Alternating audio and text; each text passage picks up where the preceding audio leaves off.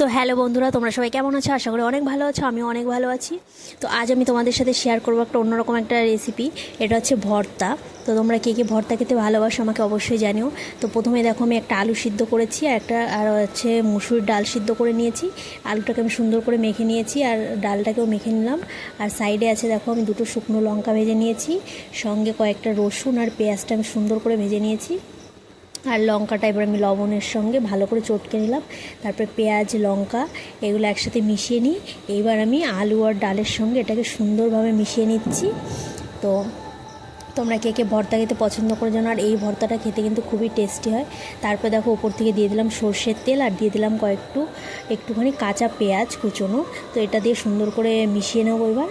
তো তাহলে কিন্তু পুরোপুরি রেডি। আর তোমাদের যদি বাড়িতে ধনেপাতা থাকে তাহলে অবশ্যই একটু দিও, আরও বেশি টেস্টি হবে। তো দেখো তারপর ওপর থেকে আরেকটু সর্ষের তেল ছড়িয়ে দিলাম। তো ভর্তা পুরোপুরি রেডি। কেমন লাগলো অবশ্যই জানিও। আর এটা গরম ভাতের সাথে খেতে কিন্তু অসাধারণ লাগে। তো আজকের ভিডিওটা এইটুকুই। ভালো লাগলে লাইক কমেন্ট আর শেয়ার করে আমার পাশে থেকো।